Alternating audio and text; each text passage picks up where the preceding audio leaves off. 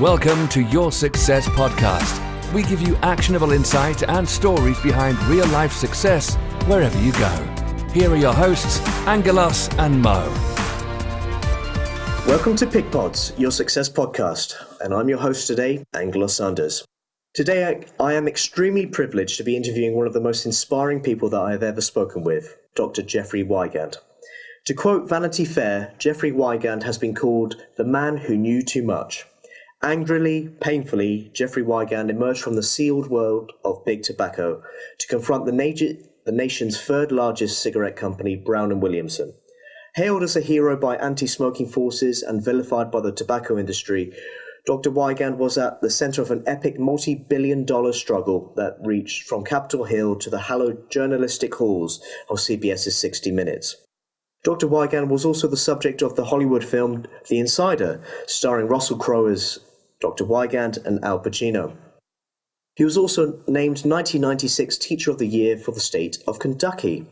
Thank you very much for joining us today, Dr. Wigand. Very good, Angel. Let's go. It sounds like you really spent a lot of time with this. I have rehearsed once or twice, that's for sure. So I just want to very quickly throw this out today because I think the subject of smoking is never really gone away and is more relevant than ever, the work that you do letting people know about the dangers of smoking. So only today, the BBC published a report from the large BMJ study that says, and I quote, people who smoked even one cigarette a day were still about 50% more likely to develop heart disease and 30% more likely to have a stroke than people who have never smoked, researchers said. They said it showed that there was no safe level of smoking for such diseases. What are your thoughts on that, Dr. Wigand? I exactly agree. That's why a lot of my efforts are directed at preventing the first experience or the first what do I want to call it, experiment that children take with peers at the average age of 12, 13 to pick up some form of nicotine delivery device, whether it is a chew or a dip or a highly flavored cigarette or an e-cigarette that's either flavored or unflavored. And more recently, these burn not or heat not burn devices like QoS from Philip Morris. They all do only one thing. They deliver an aliquot of addictive, damaging nicotine. You said a nicotine delivery device. Yes. Is that essentially what a cigarette is?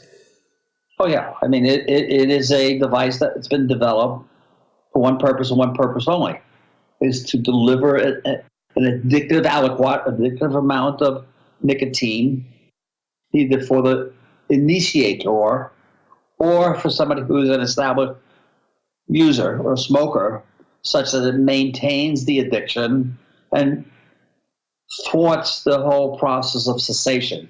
That is, when you start going through withdrawal with the nicotine, you need to get nicotine, and you need to get nicotine in whatever format you get it. And you can get it in the form of patches, you can get it in the form of e-cigarette, you can get it in the form of dip. I mean, there are many, many different devices or products that all they do is deliver nicotine. And of course, some masking taste. And when you talk about a cigarette, you're talking about a cigarette that generally uses somewhere around, the production of a cigarette, somewhere in excess of 600 additives. Some of those additives are used to definitely manipulate nicotine into a format that's easily absorbable and goes directly from the mouth to the lungs to the brain in about 6 seconds flat. Or you have something that masks a harshness associated with smoking a burning device. I mean, so you have to mask it or ameliorate it, and that you use things like menthol, vanilla, and many types of flavors that actually overpower the harshness associated with just getting nicotine. We're going to touch on e-cigarettes a little bit later, but I just want to cover very quickly your journey up until when you began working for Brown and Williamson. Journey. You want to call that a journey? I was recruited. I had spent, when I was approached by the recruiter for Brown and Williamson, I had already spent 20 plus years as a senior executive in basically Fortune 10 companies, such as Johnson & Johnson, Pfizer, Merck, Union Carbide, all the medical products business, as a senior executive in these companies. So my wealth of experience prior to joining Brown and Williamson was all in healthcare. In fact, it took me quite a bit of reflective energy and calculus to decide, should I make this step from the protectors of health to those that destroy health? And it was a journey that started in, I believe, March, April of 1987. And it started out by, I believe again, that I responded to an ad seeking a head of research and development for a Midwest company. No identification of who it was. And as I've done many, many, many times before, I've always thrown my hat sort of in the ring, set my resume up. And subsequent to that, I get a call from an executive recruiter who was the former head of personnel for Brown and Williamson.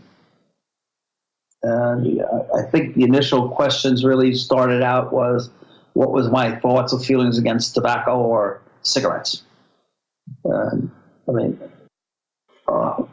think I went through what I learned from medical school and years of training that it's an addictive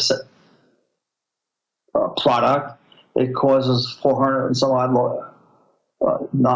loss of lives, 6 million in the world, and that conversation ended. That was a phone conversation. The next interview was a couple of weeks later, and I was invited to meet with Bill Laudenbach, who was the recruiter in New York City at the Hilton Hotel. And so I drove it very few miles to get to New York City. And I spent the better part of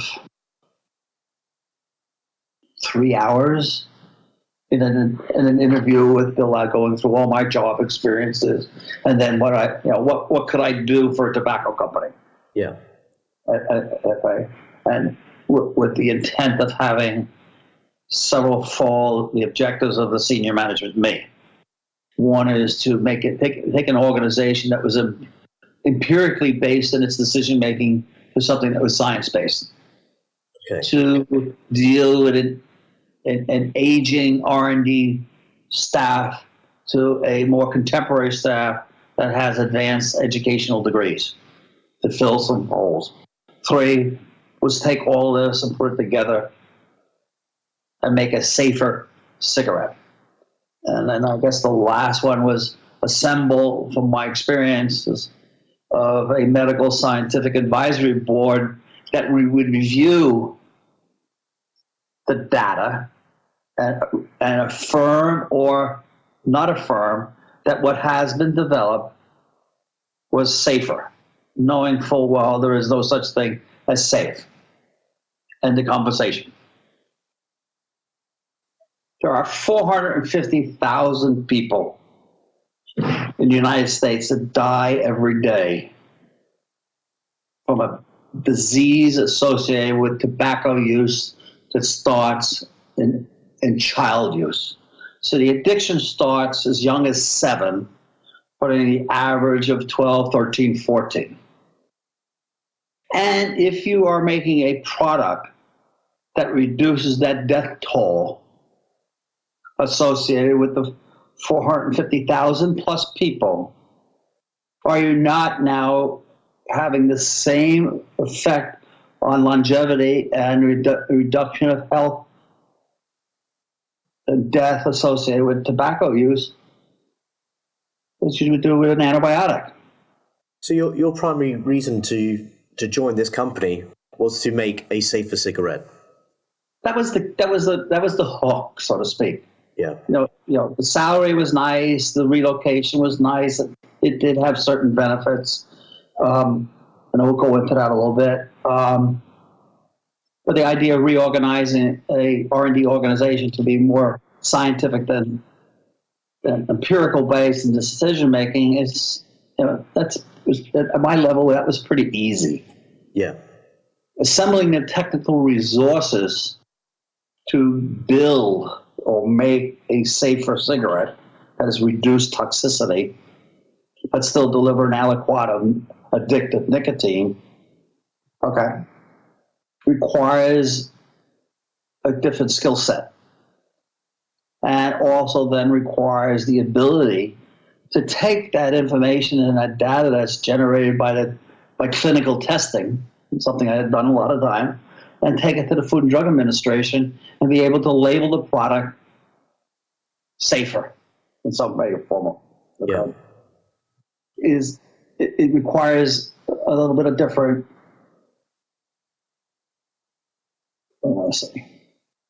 different thinking patterns. It's how you put together. Which is what you felt you could bring to the company. So I had some good ideas already after I knew what it was. Nicotine had not been something I had not studied in school or knew about.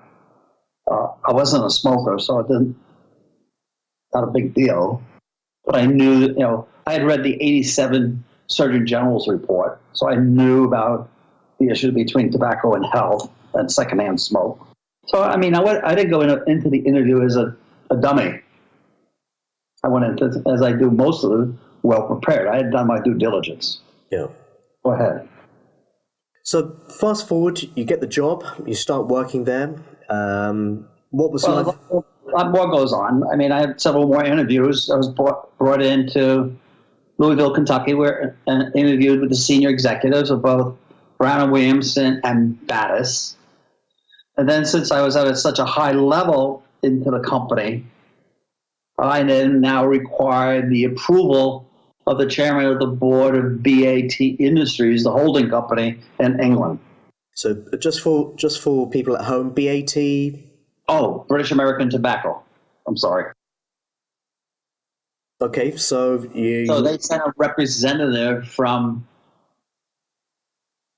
England, Dr. Alan Hurd, who was the technical advisor to Sir Patrick Sheehy, who was the chairman. And he interviewed me in, I think, a Saks Fifth Avenue conference room in New York City, because they, at that time, owned Saks Fifth Avenue. And we spent a very intellectually scientific exchange, and not a lot on what I did, how would I do it? How could you get to a safer cigarette? How would you reduce what was called the other noxide or noxide, which is basically poisons? Yeah. And I didn't know they used 600 plus additives in the production of cigarettes at the time. But I had done quite a bit of work on selective removal of proteins or substances in my work by using what's called affinity chromatography. And there are ways of creating arms or links that grab certain things and remove them from a solution. And so we had that discussion, change the amount of tobacco, let more air in, a whole host of brainstorming of how I do it. And then subsequent to that, in November, I received the offer. Start January 1st. actually January 3rd. But in that process of accepting that offer, I really talked to many of my colleagues that I'd worked with prior 20 plus years and say, here's what I'm doing. What do you think? And I got responses, you're crazy to do it. If anybody can do it, you can do it.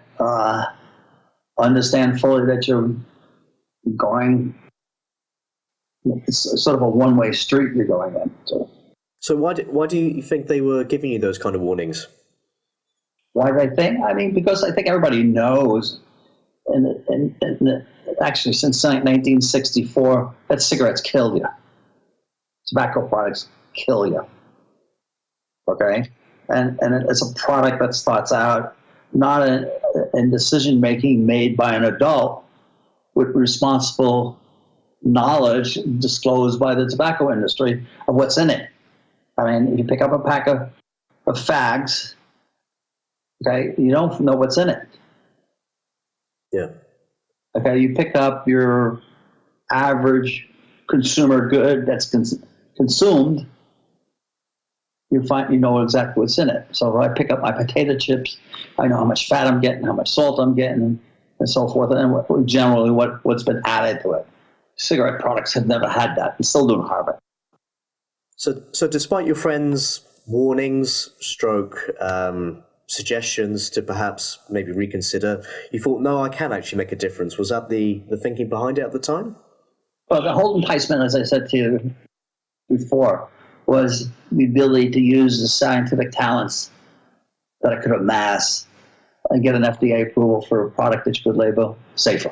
Yeah. That was really the hook. Now, on top of that, I have to give you the rest of the calculus that goes into that, is that I had a daughter that was born with a significant abnormality. She had spina bifida, which required extensive healthcare coverage. Second of all, I had two young daughters, and I'm in the New York City area. Okay, I grew up in the Bronx. I know what it's like to grow up in the Bronx. I didn't want to expose my girl.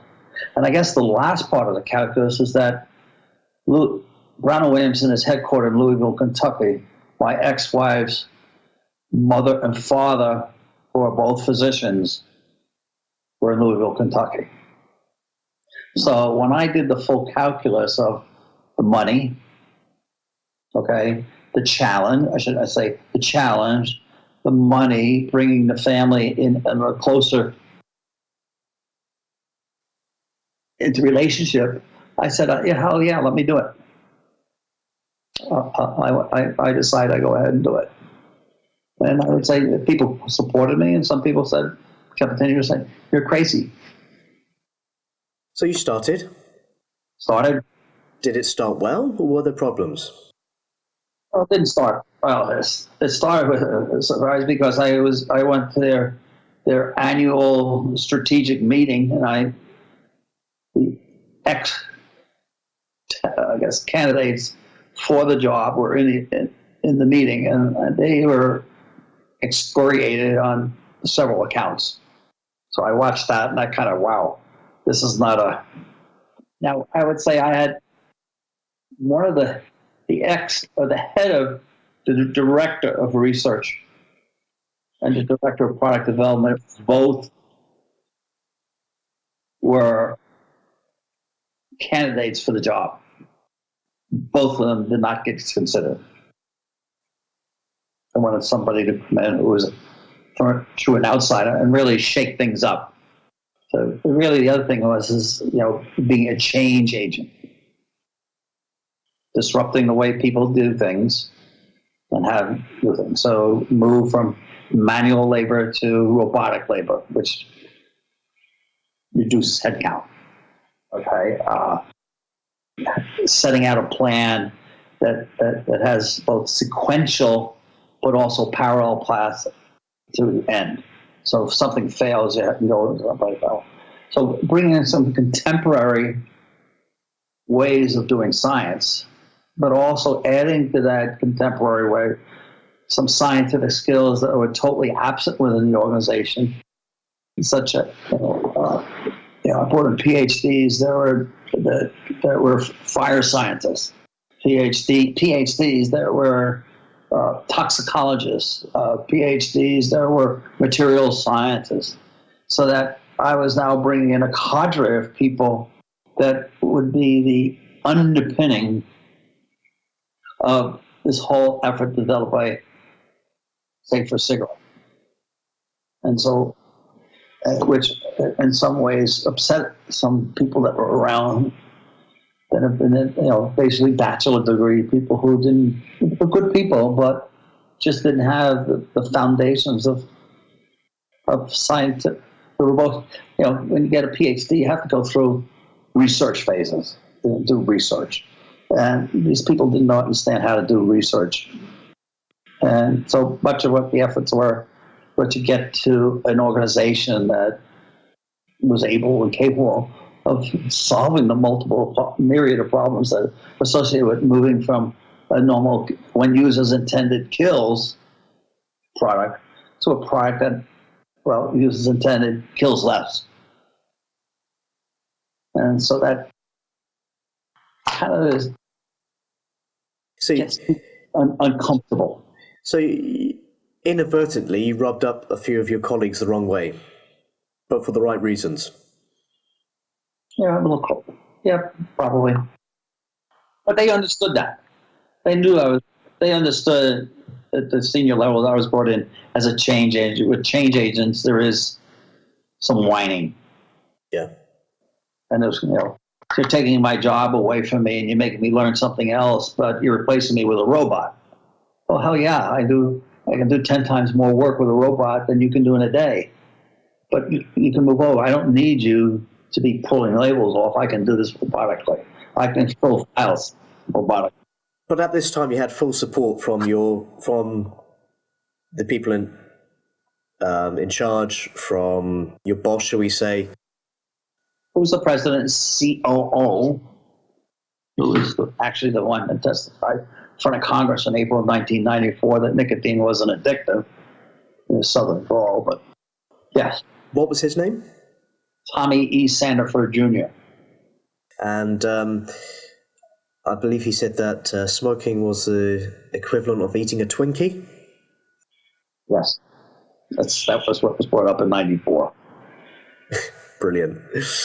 All the 7 CEOs, and we're really jumping ahead. I mean, all were primed to say nicotine is not addictive. It doesn't meet the definition of addiction. I mean, all the way down.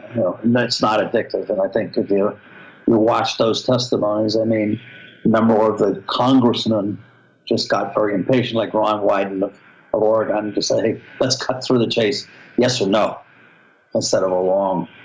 So I joined and went about pretty much after the first meeting, just constantly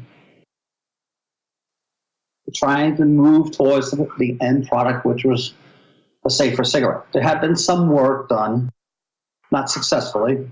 Mr. Sandiford also wanted a product that was sort of a gateway product. And that was a moist snuff. And they had been unsuccessful in getting moist snuff to a product where it could be tested in any way, shape, or form, because every time it turned out to be a mess, moldy mess. And basically, I reorganized it so that the process by which the development was done was scientific based, not empirically based. Yeah. And I would say at the weekly executive staff meetings, Sandiford was just constantly, where are we? Because it was considered his gateway product. And that is when one of the times he basically enunciated very clearly that we're in the nicotine delivery business. That's what this is for. And this is start the process of hooking. And I understood what hooking meant, but I asked him, addict. And yes, addict. And that was his basic mantra the whole time I was there. He's addict. Get him addicted, Addiction means sales. Sales means profit. So it's all about the money, right? All about the money. No moral responsibility for what the product does. Yeah, there is responsibility, I assume, to the shareholders, but there's responsibility to the shareholders is that does it also require all amoral or immoral actions that are predominantly directed towards those that can't make a healthy choice or decision responsibly. And if you need to make a decision, a responsible decision, you need to have the full deck of cards to make that decision. This is an industry, not just Brown and Williamson, that uses fraud as a tool to make money. They know when you start a child, a teenager, or as young as 7 on a tobacco product that addicts, there's a lifetime of using the product. So either they quit or die. And tobacco products are very profitable. So you sell a pack of cigarettes, and they start out in the beginning at 12, 13, smoking half a pack a day. By the time they're 20s, they're a pack a day or more. That's a lot of money. And so this is an industry, and since I know both sides of all the elements of the industry, including JTI, from the Department of Justice lawsuit and my testimony in various cases, it's all about the money. And how do I target, whether it's using a iconic cartoon character like Joe Gamble, or Bob the Cowboy, or advertising to young women that if you smoke thin cigarettes, long and elegant, that you'll also attain thinness or less weight. So this has all been put together by psychologists. The industry worked with psychologists who understood how children work. Now, if you want to talk about addicting a 25-year-old, you're talking about a totally different. A 25-year-old, at least I get it, you go to reference of mine, myself, is that you want to go through some analytical process of what is it, the risk and benefits, and what is it going to do? I mean, is there an effect 10 years from now, or 5 years from now, or whatever? And a child of 12, 13 doesn't go through that. It's an emotional. It's done in a group setting from a friend. It's kind of like a roller coaster ride in some way. Yeah. So it's easy to dupe and manipulate a child than it is to dupe and manipulate somebody in their 20s. And so the industry, looked for replacement smokers. They needed 3,000 replacement smokers a day, and it came from basically children. 3,000 replacement smokers a day? Yeah. That's an incredible statistic. Yep. And that was it. So that makes up for those that die and quit. That is to keep the money going. Yeah. It's all about the money, right? So you mentioned that friction started happening at your former employer. When did things really start getting quite intense? Well, I guess the most intense moments, look back, it's not the most intense.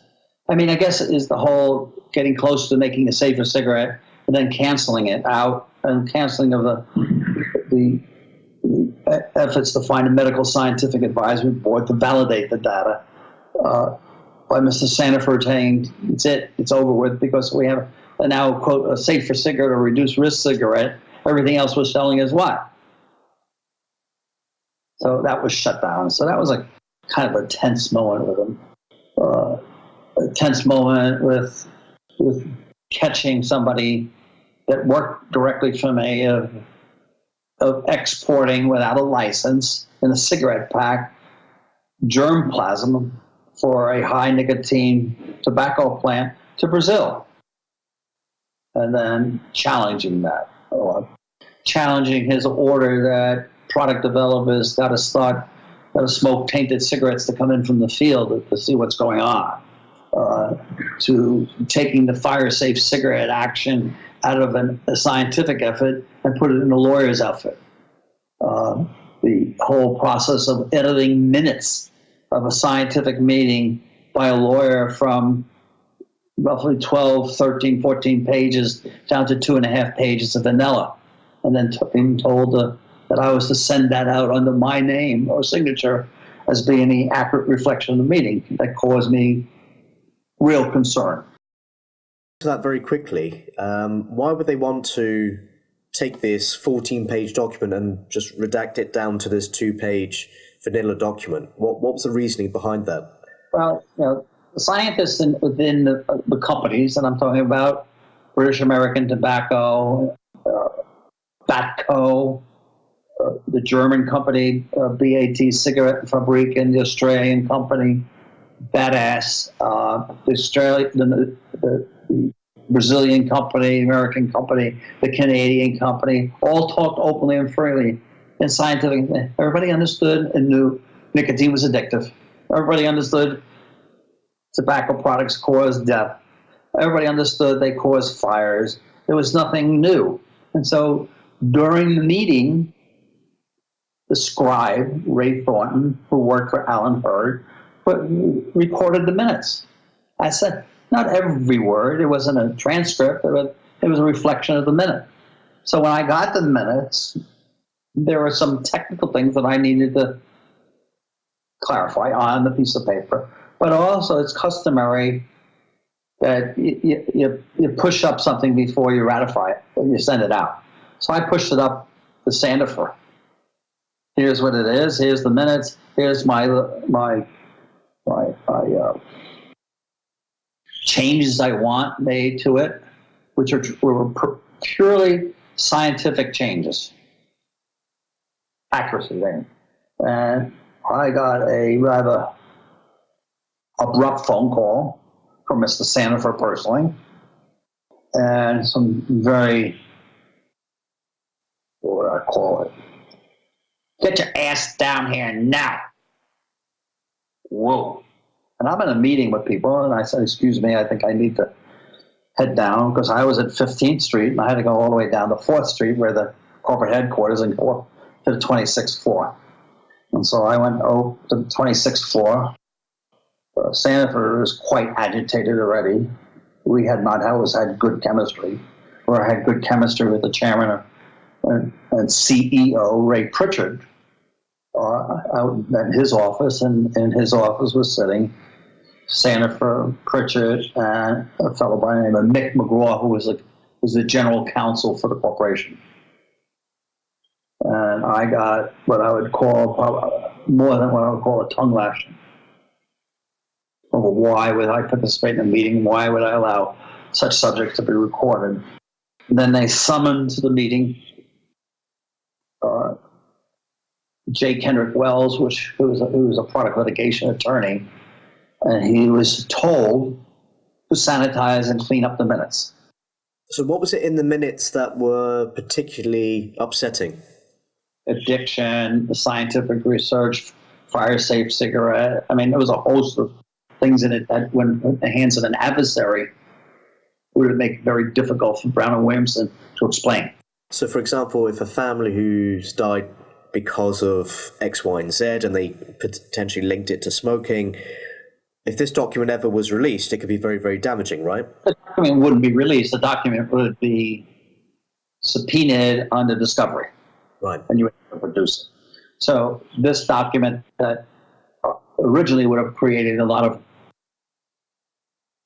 problems explaining what the scientists, of course, the big corporation thought.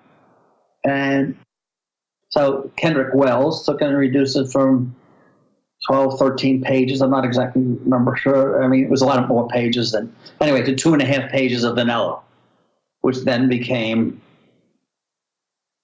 the permanent minutes that were approved by the chairman, the president, the legal department, and I was supposed to send them out as a reflection of a 3-day meeting I was at. And I really had a problem with it.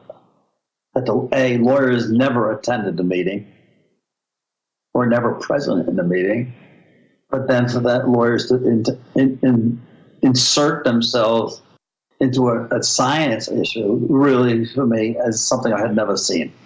And that bothered me a lot. And so that started a whole process of lawyers from BAT coming and pulling us into New York, telling us how to write memos, going through files and removing anything that would cause issues associated with health risks or addiction. And it just became quite ugly.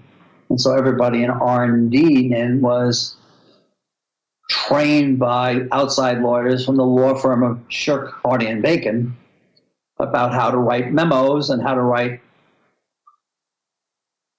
reports. And you started all that? Huh? And you started all of that process. If it wasn't for you and this one memo, then you wouldn't have had all this great training from the lawyers, right? You could say that. I mean, I kind of precipitated that.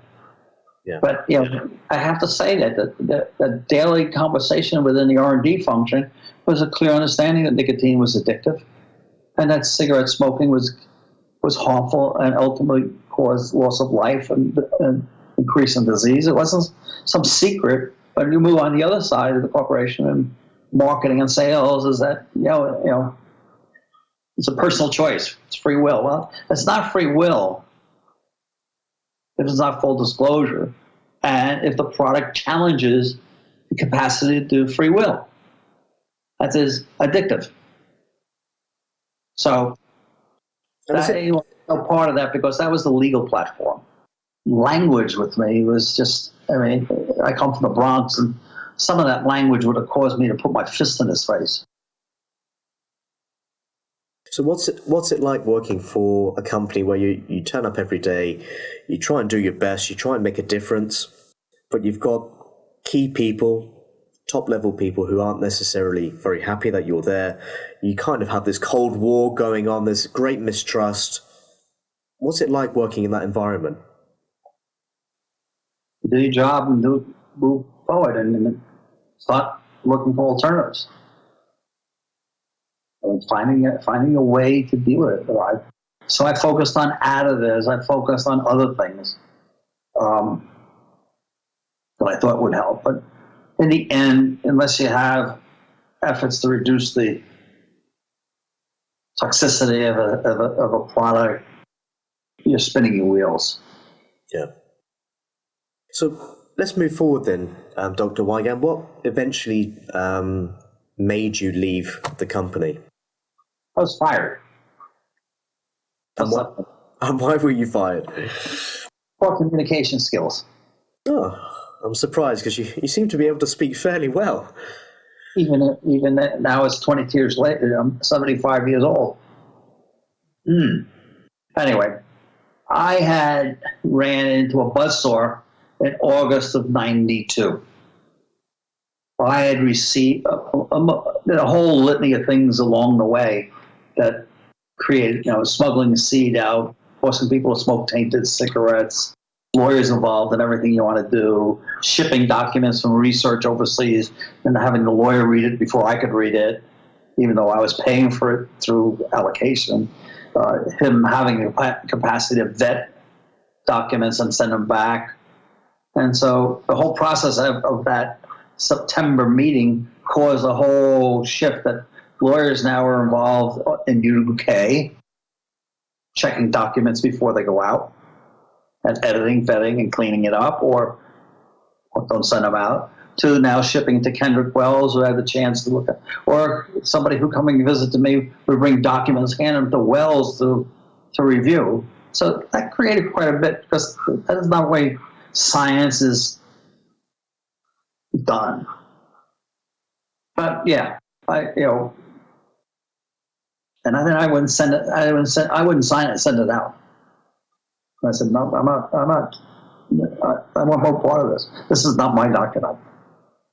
So anyway, August 92, I receive a draft of a national toxicology program evaluation of chemicals. It goes on a routine basis.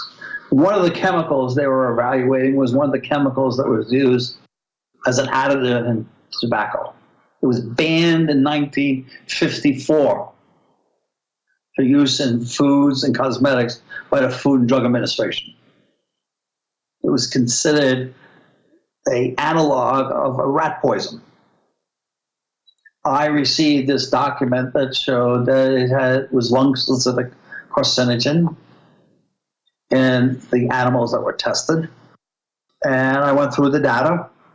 And since I'm not a board-certified toxicologist, but I could do the calculations, I went ahead and got my toxicologist, Scott Appleton, who I hired, to review it and give me his comments. And then I went to Mr. Sanford, and I said, it has to come out. And we had quite a discussion about that. Go back to the lab and find a substitute. It's my decision, because taking it out would change the flavor of the product, and that would cause loss of sales. That's my job. You go find a substitute.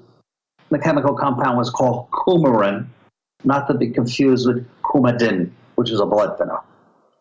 They continued to use it, and they continued to use coumarin until about past 1993 when I left the company.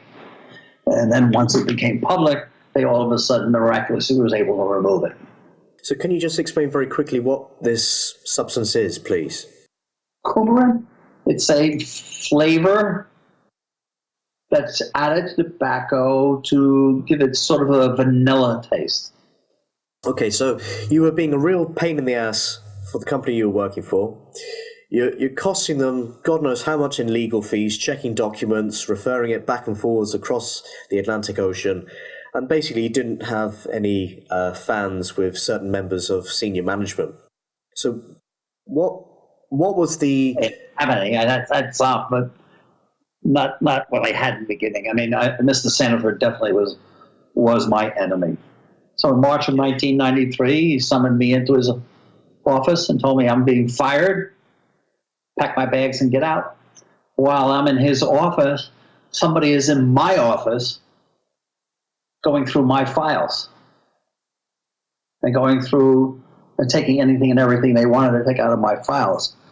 With the support, of course, of my secretary and personnel.